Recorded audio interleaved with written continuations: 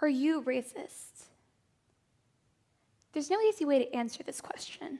It just has too many layers, and it's impossible to respond objectively. I ask this because I want you to take note of your reaction to the question.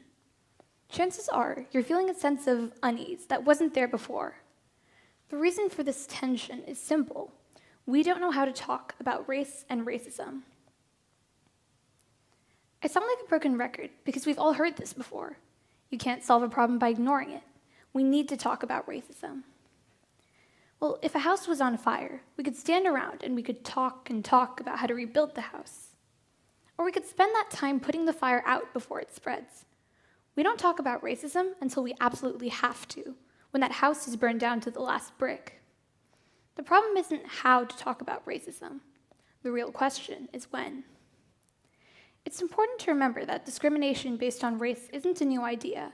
The earliest known example, according to Princeton University, is the ancient Greeks almost 700 years BC. Like many other societies for the next 2.5 millennia, they created a narrative of superiority to excuse colonization and slavery, using things like ethnicity and race as their basis. And it's not about pointing fingers, nor is it meant to justify discrimination in any way. It's the fact that racism was ultimately used as a tool which is now obsolete in most communities. So why is it that we still carry these outdated prejudices with us? In our efforts to overcome racial discrimination, we have been prioritizing reconciliation over prevention.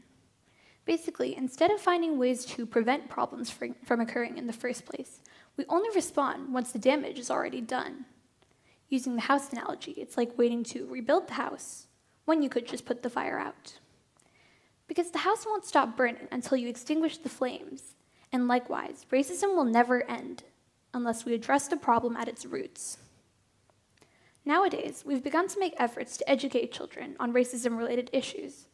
Family and Child Services estimates that around 75%, so that's around 3 in 4 schools, teach middle school students about the impacts of racism, to some extent. So all in all, 75% would seem like a pretty good number, right? There's 3 key problems. The first being that it should ideally be 100%. As I'm sure we've established by now, in order to reach a lasting solution, we need our youth to first understand the problem before trying to solve it. And second, while it's really difficult to measure something so complex, the data is highly ambiguous. The numbers refer to anything between schools that merely gloss over these scattered historical events, or schools that actually offer a comprehensive understanding of how they impact different communities today. There's no standardized curriculum, and therefore just covering the topic means very little. And finally, the third and most overlooked point.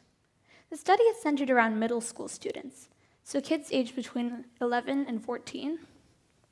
So this would seem quite natural, preteens being the time frame when children start to process more nuanced and complex topics.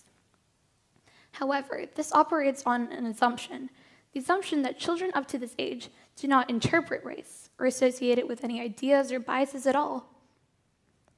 Well, according to the American Psychological Association, children as young as 2 years old can start making connections between race and certain behaviors. And furthermore, by the time they reach preschool and kindergarten, kids are already known to exhibit preferential behavior and harbor biases towards minority groups. Particularly in this age group, 4 to 5, racial stereotypes are known to take root disproportionately. This is the byproduct of A, how impressionable they are at this stage, and B, the information they receive from adults, or the lack thereof. See, when children are making these connections and receiving no information to guide their interpretation, an incomplete understanding can be even more harmful than none at all. It's how stereotypes are born, because children now have these misguided biases, and they don't even realize it, and their parents and teachers don't realize it. It's important for parents of children at this young age to understand kids are aware of race.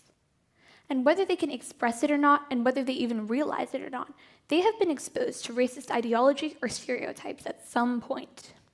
Parents and educators are afraid of planting these ideas in children's heads that weren't there before, except that they already are, and instead of responding to blatant incidents when they come to light, nip misconceptions in the bud to solve the problem at its roots. The responsibility falls upon parents and teachers and all of the adult role models that shape a child's view of the world. Talk to kids openly, in the right way, at the right time. So ideally, begin these conversations just as they're entering the education system. A quote from a psychology PhD working at Skidmore College: "Toddlers can't do calculus, but that doesn't mean we don't teach them how to count. This idea means that it's okay to oversimplify it, as long as we help them develop their understanding as they get older." Avoid the color blindness method, since it's known to undermine the presence of racism, since skipping over the acknowledgement of past and present issues and moving directly to a mindset of equality just suggests that all races are already treated as equally, which just makes prejudice is harder to address in the future, and basically brands the whole topic of race as something taboo. Children should understand that their differences aren't something to blindly steer clear of, but rather to learn about and appreciate. And finally, give children the vocabulary to articulate racism-related issues.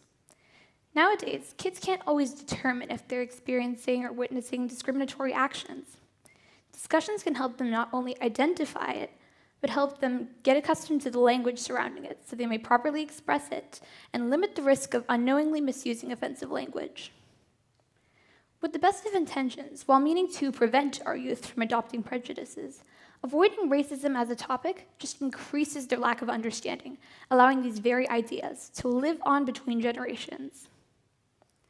So dear future me, I know that whenever or wherever you are, racism is still a problem, but it doesn't have to stay that way.